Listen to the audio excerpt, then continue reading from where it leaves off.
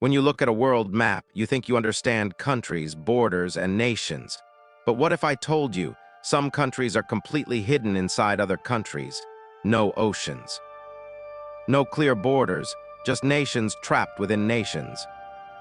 Today, we're uncovering the countries the world map barely explains, and once you see them, you'll never look at maps the same way again. Let's start with the smallest, and perhaps the most surprising. Vatican City is not just a religious center. It is a fully independent country. It has its own government, its own laws, its own citizenship, and yet it is completely surrounded by Italy. You could walk across the entire country in less than an hour. One wrong turn and you're back in another nation. No border checkpoints like normal countries, no airports, no coastline. Just a country inside a city, inside another country. Its existence is the result of centuries of power struggles between religion and empires. A reminder that borders are often drawn not by geography, but by history. Italy doesn't contain just one hidden country. It contains two. San Marino is one of the oldest republics in the world, founded over 1,700 years ago.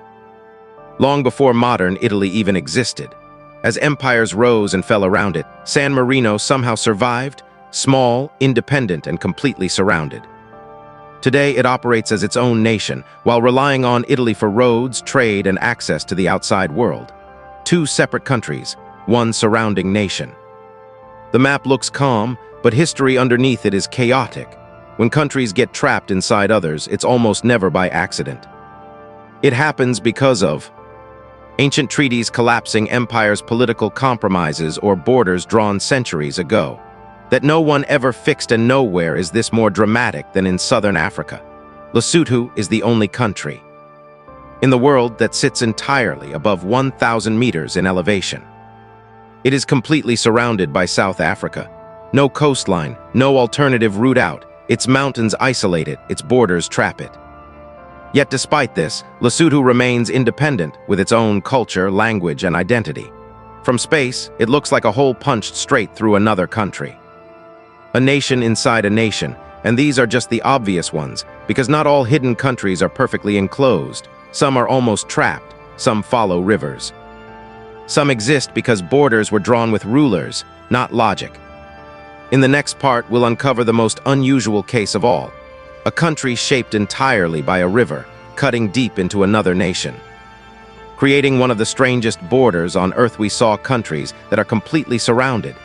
Nations trapped inside borders drawn centuries ago. But now we're moving to a case that's even more confusing. Because this country is not fully enclosed, yet somehow it still feels imprisoned by geography. A nation shaped not by mountains, not by politics, but by a single river. At first glance, the Gambia looks unreal on the map. A thin strip of land, barely visible unless you zoom in. Cutting deep into another country. The Gambia is almost entirely surrounded by Senegal. It stretches along the Gambia River like a narrow ribbon, sometimes only a few kilometers wide.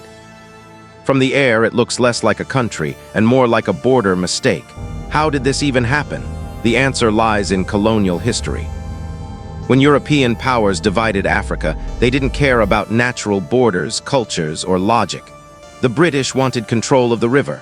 The French wanted everything around it. So instead of drawing a normal country, they carved a nation around water. And when colonial rule ended, those borders stayed. The result? A country that feels squeezed but never disappeared. For the Gambia, geography controls everything. Trade routes, travel, security. Almost every road out of the country passes through Senegal. Every connection to the wider world depends on cooperation. Yet despite this, the Gambia remains independent, politically, culturally, and historically. A reminder that borders don't need to make sense, they just need to exist. Now let's move to Europe again, where borders don't just surround countries, they cut straight through homes in a small region. Between Belgium and the Netherlands, the border doesn't follow rivers or mountains. It follows history. The result is one of the strangest places on Earth, where borders zigzag through streets, cafes, and even living rooms. In some houses, the kitchen is in one country and the bedroom is in another. Front door location determines citizenship. Mailboxes decide nationality. No walls, no fences. Just invisible lines with real consequences. We often think maps are scientific, precise, logical, but most borders are not drawn by nature. They are drawn by wars, treaties, deals, and decisions made hundreds of years ago. What we see today is not order. It's history frozen in lines. And here's the uncomfortable truth. If borders were drawn today using logic, geography, and people, many countries would look completely different. In the final part, we'll uncover the rarest and most fragile hidden nations, places whose independence survives by balance alone, and what would happen if that balance ever breaks. But now, we reach the most fragile form of all.